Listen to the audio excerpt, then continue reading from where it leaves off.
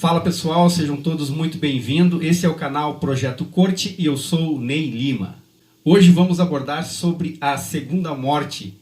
No entanto, nós precisamos considerar que ninguém poderá trazer definições precisas sobre a segunda morte, uma vez que em relação até à primeira morte ninguém tem nenhuma informação tão precisa assim, não é verdade?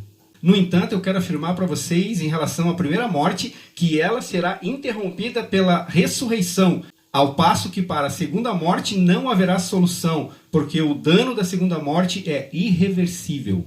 Agora, existe uma grande vantagem para aqueles que creem em Jesus e que vivem conforme o seu propósito, porque ele fala em Apocalipse no capítulo 2, no versículo 11, que o vencedor não sofrerá o dano da segunda morte. Agora, os candidatos à segunda morte terão que enfrentar o dia do grande julgamento diante do tribunal de Deus, sendo que aqueles que creem em Jesus ficarão livres desse grande julgamento. O próprio Jesus afirma isso em João 5,24, quando ele diz: "Quem ouve a minha palavra e crê naquele que me enviou, tem a vida eterna, não entra em juízo, porque passou da morte para a vida." Olha só o que diz também em Apocalipse, no capítulo 20, no versículo 4. Diz assim, "Vi também tronos, e nestes assentaram-se aqueles aos quais foi dado autoridade de julgar. Vi ainda as almas daqueles que foram decapitados por causa do testemunho de Jesus, bem como por causa da palavra de Deus."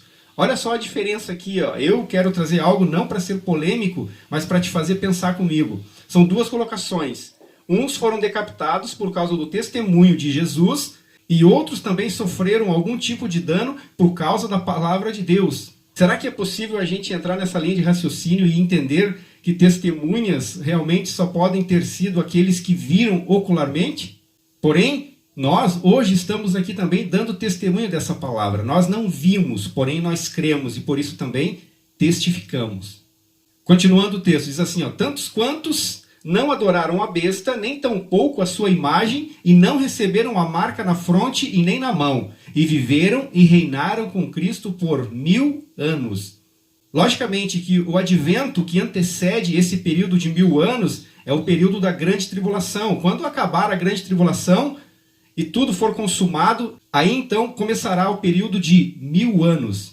Mas ainda diz mais o texto: "O restante dos mortos não reviveram até que se completassem os 1000 anos."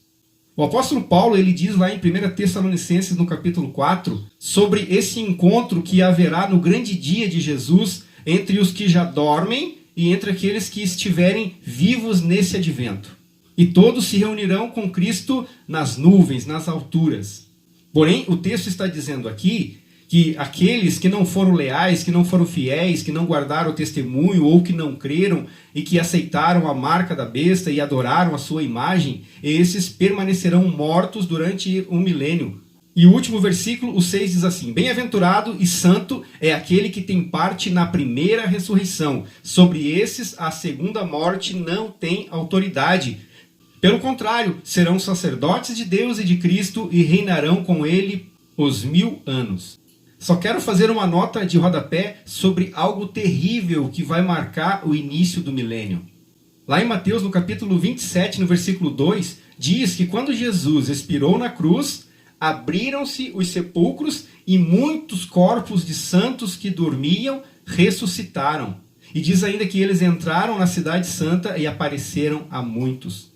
Nós sabemos também que no momento da ressurreição de Jesus foi enviado um anjo e ele removeu a pedra do sepulcro e Jesus saiu ressurreto. É lógico que Jesus poderia sair do sepulcro mesmo sem a pedra ser removida. Vocês lembram que Jesus se apresentou aos discípulos naquela sala onde eles estavam trancafiados e sem que alguma porta fosse aberta, Jesus entrou, passou pela parede e eles se assustaram pensando que era um fantasma? Mas eu creio que essa pedra ela foi removida para que ficasse registrado para nós como será no momento da ressurreição.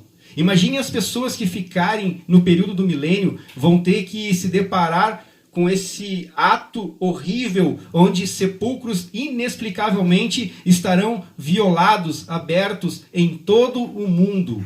Vai ser terrível para quem ficar aqui, realmente. E isso será só o começo dessa terrível experiência. Nós lemos ali também que a segunda morte ela vai acontecer após o período de 1000 anos. No entanto, antes que eles sejam ressuscitados, Satanás será solto, porque lá, antes de começar o milênio, Satanás ele foi preso e ele ficará esse período do milênio trancado no abismo. Porém, quando o tempo estiver acabando, Satanás será solto e ele virá para enganar e para seduzir as nações. É lógico que Satanás não vai se apresentar da forma como ele é, porque ele não tem corpo, e porque ele não tem corpo, ele também não tem forma. Então ele vai se apresentar da mesma maneira como ele faz hoje, como fará no período da grande tribulação. Se você quer entender melhor o que eu estou falando, procure aqui no canal sobre a besta. Eu tenho 3 vídeos ali que falam sobre a besta, e você vai entender melhor o que eu estou falando sobre esta manifestação de Satanás sobre os reinos do mundo. Eu vou deixar no final do vídeo a sugestão para você, ok?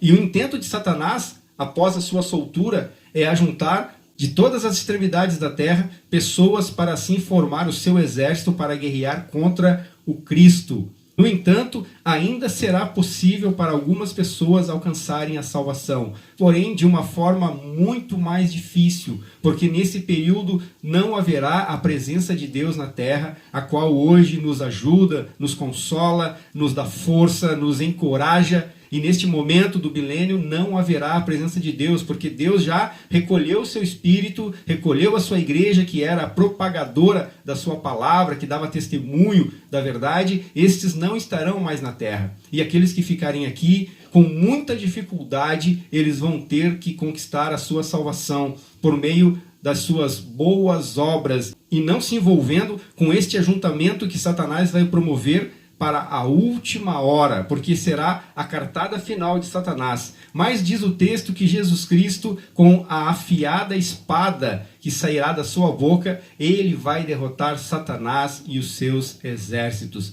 Agora, eu desejo de todo o meu coração que você esteja preparado para que você não venha a fazer parte desses da segunda morte, mas que pelo fato de você crer em Jesus, de ser fiel e de guardar o testemunho, você possa fazer parte da primeira ressurreição.